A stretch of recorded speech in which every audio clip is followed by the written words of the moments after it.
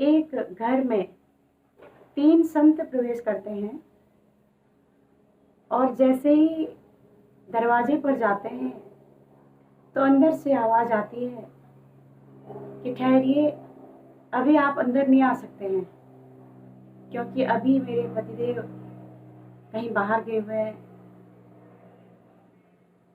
तो अंदर से एक स्त्री बोली तो तीनों संत कहने लगे, ठीक है देवी, जब आपके पतिदेव आ जाए तो आप हमें बुला लीजिएगा, हम सामने मंदिर में बैठे हुए हैं।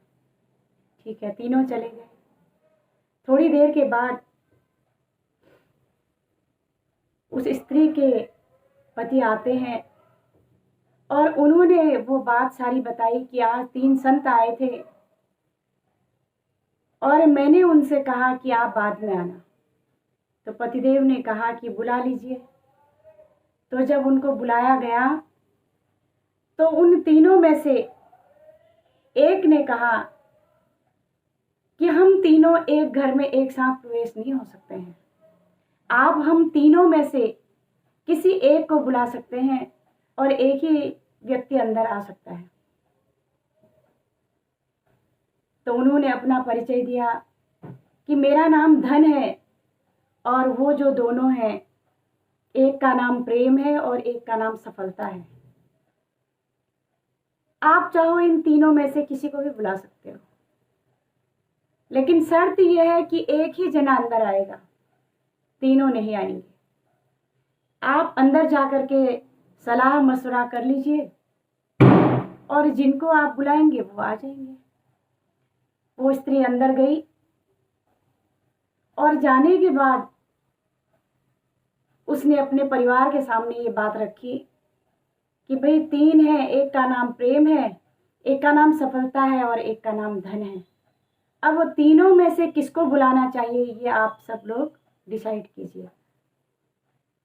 तो पति कहने लगा कि धन बुला लेते हैं, क्योंकि धन आ जाएगा घर में तो सब कुछ हो जाएगा, बहुत अच्छा हो जाएगा, सारी सुख सुविधाएं हो जाएंगी।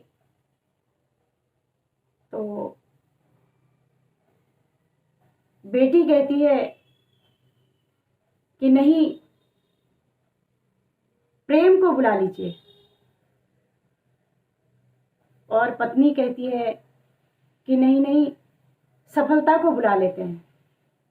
फिर आपस में जब विचार करने लगे तो बच्चों की ज़्यादा सुनी जाती है वैसे भी, तो उस बच्ची की बात मानी गई और प्रेम को बुलाया गया कि इनमें से जो प्रेम है वो अंदर आइए।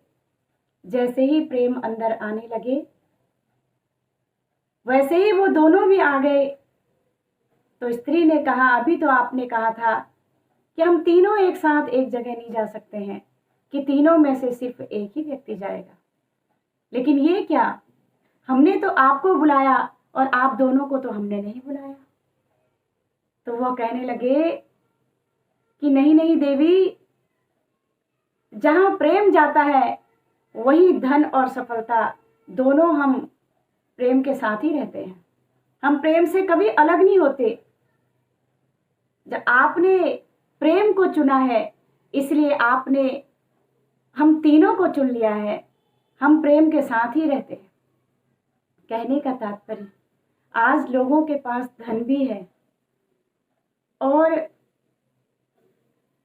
वो सफल भी हैं, बिजनेस व्यापार में हर तरह से संपन्न हैं, लेकिन सब कुछ होने के बाद भी उनके पास प्रेम नहीं है। तो प्रेम कहाँ से आता है? क्योंकि हमारी जो उत्पत्ति है उस परमपिता परमात्मा की हम संतान हैं और वह प्रेम का स्रोत है। जहाँ प्रेम होता है वही सफलता और वही धन, वैभव, संपत्ति, संतोष, सब कुछ वहाँ अपने आप आ जाता है।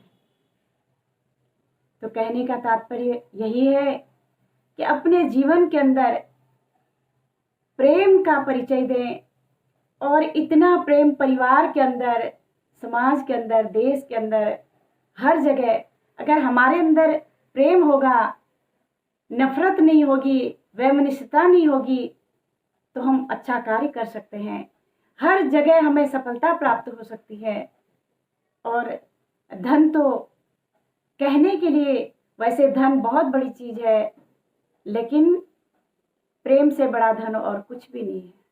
जिसके जीवन में प्रेम है, उसके जीवन में सब कुछ है। प्रेम के खातिर ही तो प्रभु राम सबरी की कुटिया में गए। इंतजार ही था, इतना प्रेम था कि एक दिन मेरे प्रभु आएंगे, अपने गुरु से